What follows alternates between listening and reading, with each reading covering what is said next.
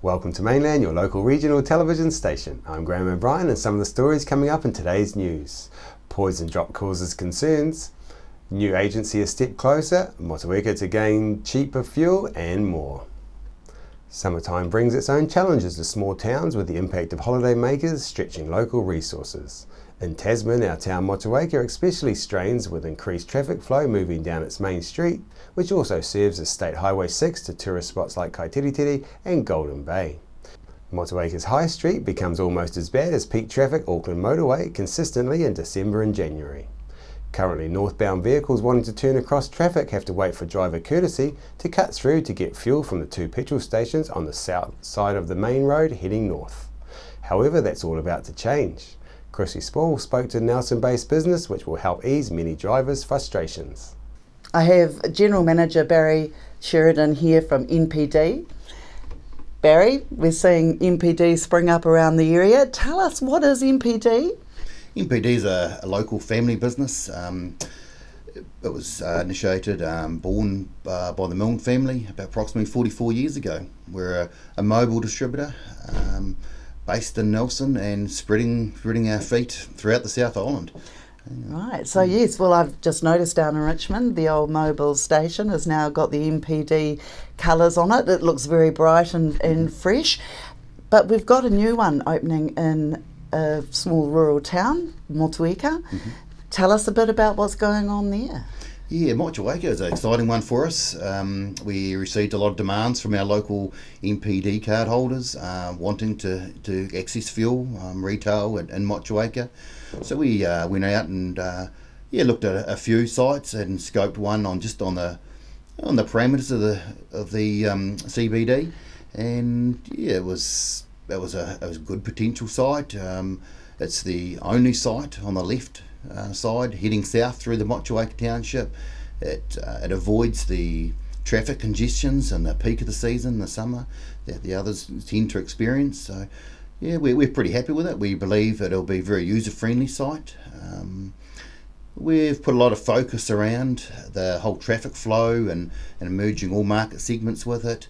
It's a very large, spacious forecourt with 3 islands. The first 2 front islands are purely for the motorbikes, light trade, vehicles, for everybody there. The rear lane is purely dedicated for heavy trade, trucks and trailers.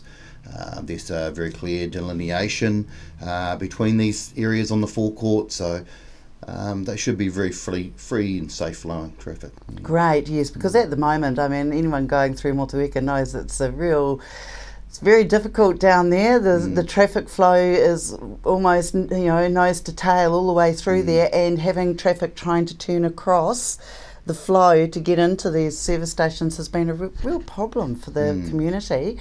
So this will solve that problem. Now, when does construction start? Well, construction actually commenced. It commenced last week. The building that was there was demolition prior to Christmas. We're envisaging, all going well, 9 to 10 week construction process and commissioned and selling around towards end of March area. Right, okay. So, well, things will still be busy there because our tourist season goes a lot longer than that. But okay, so are you looking at any other sites in the future to place your NPD stations? Absolutely, yeah. We're very keen and motivated to grow our retail network. It's a good, strong direction for the company. We're putting a lot of focus into it. We've just set some up in the bottom of the South Island, Waihola, just below Dunedin there, Port Chalmers. We're getting some good footholds throughout the South Island, and there's some good other exciting ones coming up now as well. To date we've got approximately 40 there now, so it's growing well. Now, Barry, okay, so you're based in the South Island, head office is here in Nelson. any chance of making a move across the ditch to the North Island? No, I think we'll just focus on the South Island for now. It seems to be challenging enough as it is. So, yeah. So we want to do it well. Okay. Now, we're going back to the self-service station here in Motueka. Of course, self-service means no staff. Okay, so that keeps overheads down for the company, obviously, but Yes. You must have people who come and check through and make sure everything's working from time to time? Yes, it's a well maintained site. We have various contractors who maintain the pumps, etc., the card systems.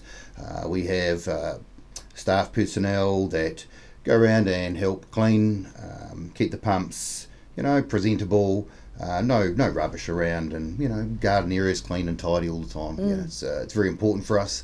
The whole imaging, we like to keep it sharp and everything respectable. Well, it looks, the colours, even though it's just blues, it looks outstanding. This is the new station here that's going in at Motueka, and at night, obviously, it's going to stand out as well. And of course, it's 24 hours, I guess.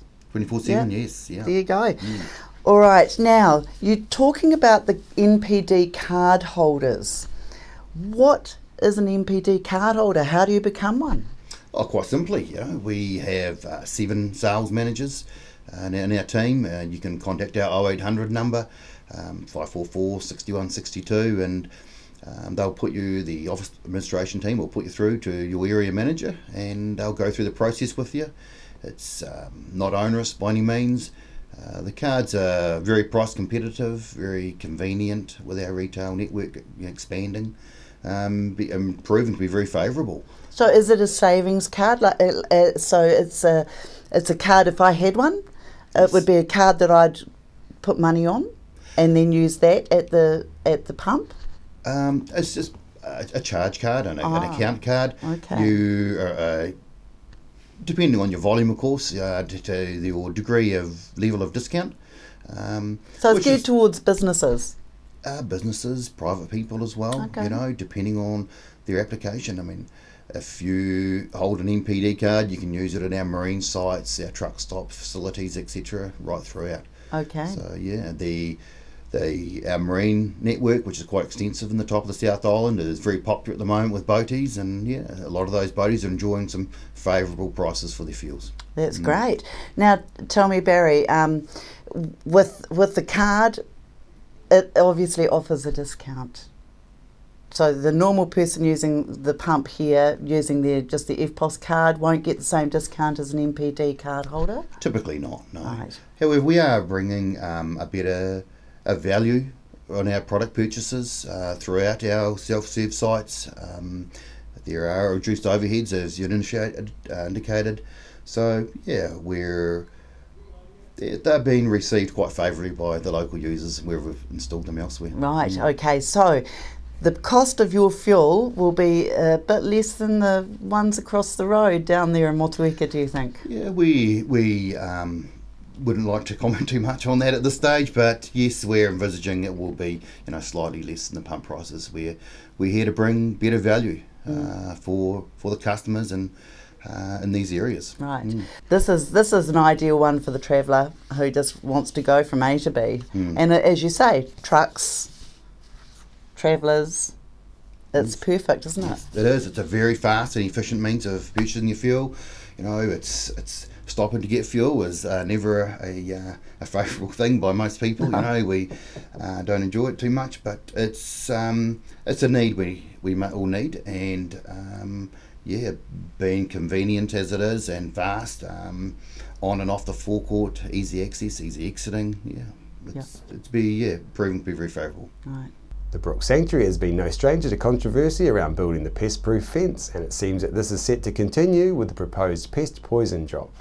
I spoke with the chair of the Brook Valley Community Group, Moira Bauer, about their concerns. Moira, can you please tell us about the concerns that you and your group have? Yes, there's a number of concerns. One is Brotificum, the poison that they plan to use, is incredibly toxic, and there's obviously a number of relatively vulnerable species within the sanctuary and its site. Another concern is about their ability to contain the poison and any environmental contamination that might escape outside of the fence, thereby threatening not only neighbouring stock but also game species that are hunted generally for human consumption. The Ministry of Primary Industries states that any animal that has been suspected to be exposed to Brodifacoum is not fit for human consumption for up to 3 years following, so that could be a rather large adverse impact on people who use the area for hunting or any kind of food source in general. Sure, and how, for example, how would this poison differ from the 1080 that people know and have heard so much about? It's slower acting, so it takes a longer time to cause death. Basically, the animals die over a period of weeks to months from internal hemorrhaging. It's also has a greater persistence in the environment, so it takes longer to break down, and therefore poses a higher risk of secondary poisoning to non-target animal species. Is it a poison that, for example, DOC uses regularly?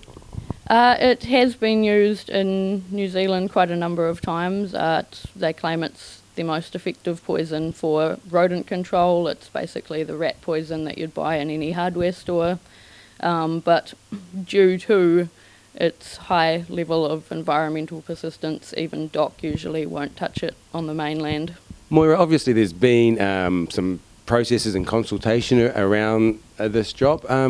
How do you feel about the processes followed so far and the transparency of those processes? Both the consultation and transparency seem to have been relatively limited so far. There's no public consultation on this drop whatsoever, so only neighbouring landowners are given the chance to submit on the matter. The transparency, there's a number of undisclosed conflicts of interest within their resource consent application.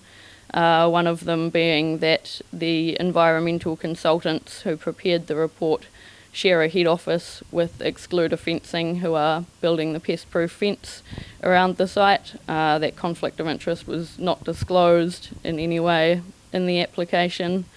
There's also a letter of approval from David Butler as a very supportive neighbour and neighbouring landowner, and again no disclosure of the fact that he was a founding trustee and chair of the Brook Sanctuary Trust. Yeah, well, they're pretty close connections there, really, aren't they? They are very close connections, and while these things do happen, that's why there's a process in place that such things are disclosed, which hasn't been done in this case. How different is this poison compared to 1080, for example?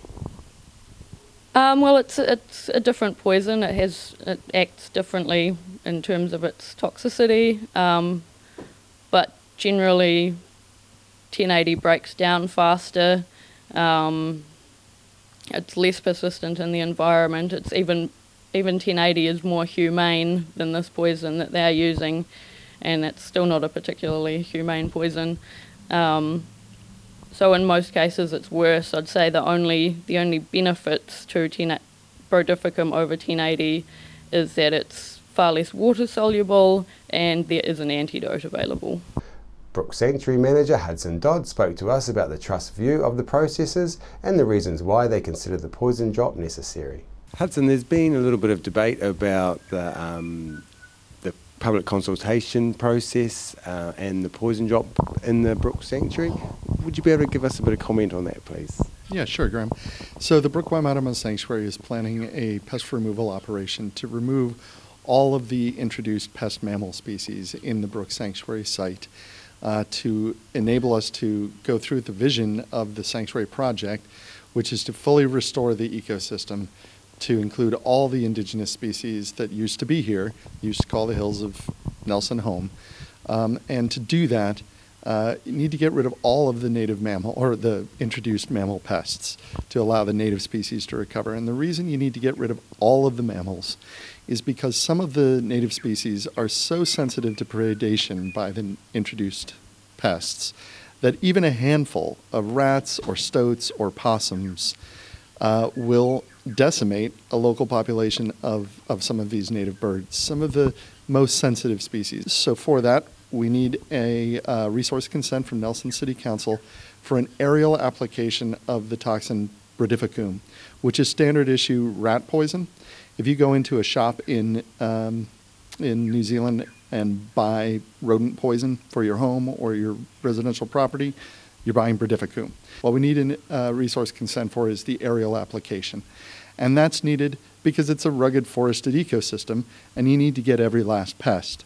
So you need to get the bait into every single nook and cranny of the forested hills of the Upper Brook Valley. So we've applied for resource consent to Nelson City Council to do that, and Nelson City Council's reviewed the application and determined that it is a minor impact on the environment, and that therefore it does not require full public notification.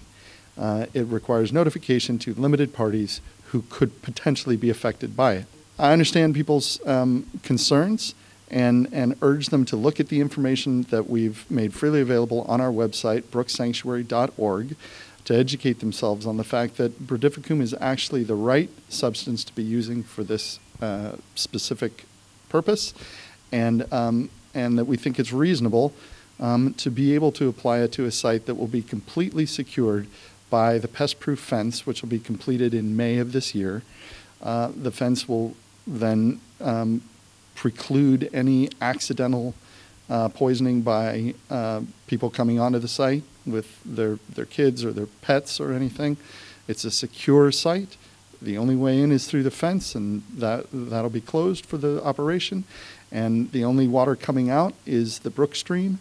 And like I said, brodifacoum is not water soluble. Because of the nature of the terrain, there's no possibility that you can do it through your bait traps and like what you've been doing up to this point? That's a common question, is couldn't we just do it with trapping and with baiting? First of all, let's be clear, the sanctuary has not been doing any baiting yet. We've only been trapping and hunting. And so there is no bait regime thus far. And you simply cannot achieve eradication with trapping. You can trap a lot of the critters. You can kill, say, name a percentage of a population of rats or stoats or possums, but there will be some individuals who you miss with the traps, and then without a defined barrier to prevent reinvasion, the mammals will just keep coming. But in this case, we do, of course, then have the defined barrier of the fence. It does not affect invertebrates. That's one thing that I want to make clear on. All the creepy crawlies and the other critters in the ecosystem are not affected by brodifacoum. So people who are worried that it's going to kill all the insects and spiders and everything in the site, that's not the case. Can it kill native birds? Yes, it can. And will it kill some native birds? Yes, it will. But it will be very minor numbers of by-kill, as it's called, the natives that you're not trying to kill, and really only the most inquisitive of the birds. So specifically, the ones that will be most affected will be weka, and so we're working with the Department of Conservation to determine how best to protect at least some of the weka of the site, perhaps through translocating them away and then returning them. So we're in the process of sorting through how best to do that. But basically, any by-kill that does happen of the native species will be dramatically offset after the operation, when the native birds then are pest-free. They're living in an ecosystem where they're not being preyed upon day in, day out, night after night, having rats and stoats and possums come to their nests and eat their eggs and eat their baby young. So it's a trade-off. There's a little bit of impact on the natives for a much better future for the natives. The merger of Nelson Regional Economic Development Agency and Nelson Tasman Tourism has taken a step forward, as the Nelson City Council has resolved to establish the Nelson Regional Development Agency, otherwise known as the NRDA, as a council-controlled organisation. An establishment board has been appointed and will be chaired by John Palmer. Other members of the board have been confirmed as Kevin Armstrong, Martin Byrne, Chris Jackson, Sharon McGuire, Robin Whaley. The role of the new organisation is to facilitate the sustainable development of the region and enhance economic vitality. The establishment board will look to appoint a transition manager to deal with the transition to the new entity, before a chief executive is employed later this year.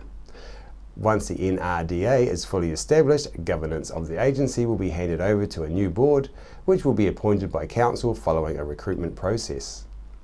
The activities of the Establishment Board will be funded through existing funding and equity, and existing staff will be transitioned to the new agency.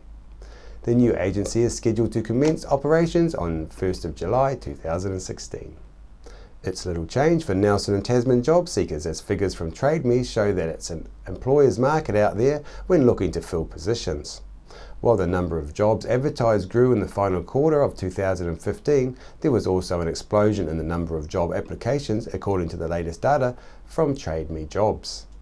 Head of TradeMe Jobs, Peter Osborne, said the clearest indicator that the market has moved in favour of employers has been the huge increase in job applications on TradeMe Jobs. During the final quarter of last year, the average number of applications received per listing was up 12% on the previous quarter, meaning employers should find it easier to fill roles and job hunters are going to have a tougher time landing a job. In the regions, Otago was the star performer of the last quarter with a 19.7% increase in listings compared to last year. Nelson, Tasman, Marlborough, Hawke's Bay and Auckland also all experienced double-digit growth.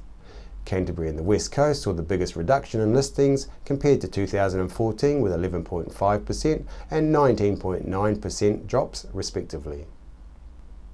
Science and Innovation Minister Stephen Joyce has launched a second round of the Unlocking Curious Minds Contestable Fund, offering up to $2 million for successful projects on Friday. Applications are now open for the fund, which supports innovative projects that will excite and engage young people, in particular those who have fewer opportunities to become involved in science and technology. The Unlocking Curious Minds Contestable Fund was successfully piloted in 2015, with more than 50 projects receiving funding totalling almost $1.9 million. Mr. Joyce said that there has been a lot of interest from research institutes, iwi, community groups, educational organisations and businesses around New Zealand. He said they have seen some fantastic projects underway.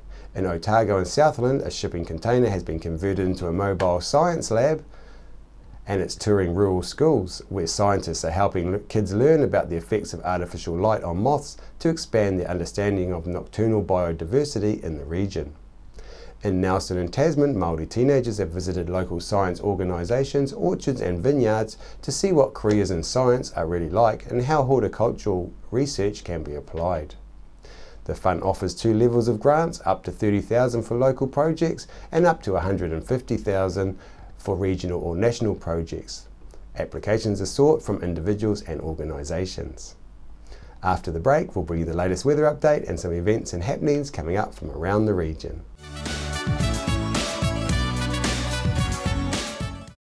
Why would you want to pay as much as $1,000 for a single bed mattress when you can buy a high quality locally made mattress like this for as little as $220? And a queen size mattress could cost you in excess of $3,000, but at Nelson Beds you could have a mattress like this as low as $425. So why would you go out and spend a fortune on your child's bedroom when you can come to Nelson Beds and buy a complete single mattress and base set, a 7-drawer Scotch chest, a headboard and a 3-drawer bedside cabinet for as little as $979? So call and discuss our custom manufacturing options and local after sales service at Nelson Beds, Nelson's only bedding manufacturer.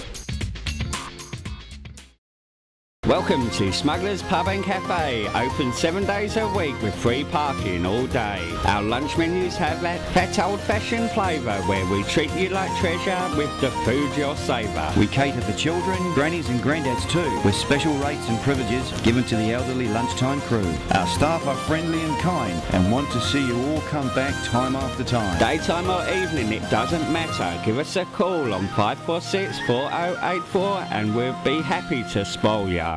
We're the team at J-Car, right here in Nelson, 120 Hardy Street. Our shop is full of electronic items, including security alarm systems, electronic components, solar and power, electronics toys,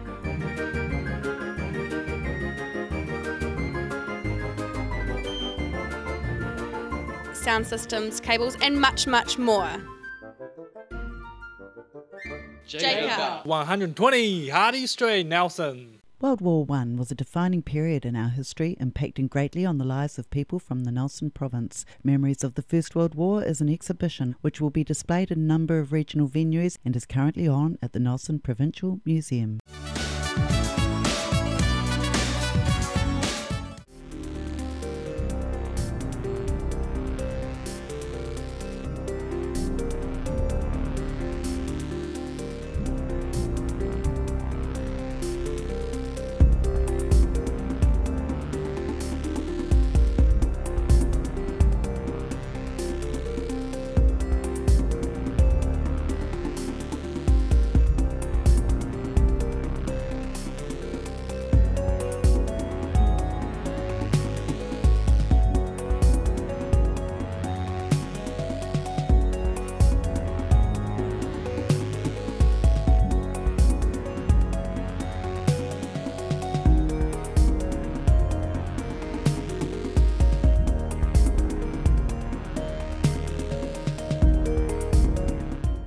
Sit and Be Fit is on at the Victory Community Centre Tuesdays and Thursdays at 10 a.m. at the Victory Community Church, 238 Upper Vanguard Street. School terms only. Fun while you get fitter, work at your level. Victory 60 Plus is on Tuesdays at 1:30 through to 3:30 p.m. at 238 Upper Vanguard Street. You can join in for cards, games and a cuppa. On behalf of the team here at Mainland Television News, thank you for joining us, and we'll bring you the latest news and events from around the region again tomorrow.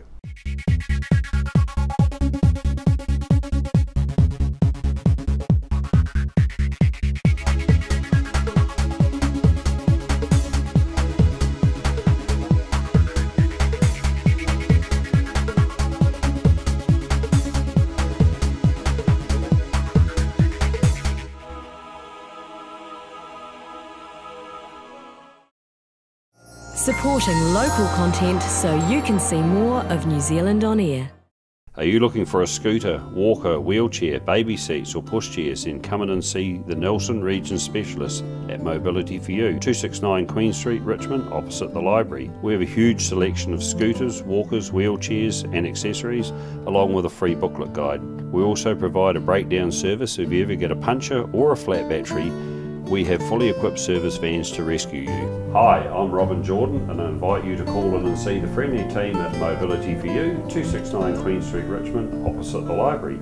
Welcome me hearties to Smuggler's Pub and Cafe, famous for hearty meals, craft ales and a friendly service way. Sensational seasonal menus with meals all day and evening too, or sail in for a snack with special menus for young smugglers and you. Settle in for a jolly old time, relax and enjoy our award-winning dining and lovely fine wine. Decked out in an old worldly way, we're open 7 days. Book or come on in to 8 Muritai Street, not far from a beach, walk or swim. Phone 546408. We're the team at JCar, right here in Nelson, 120 Hardy Street. Our shop is full of electronic items, including security alarm systems, electronic components, solar and power, electronics toys,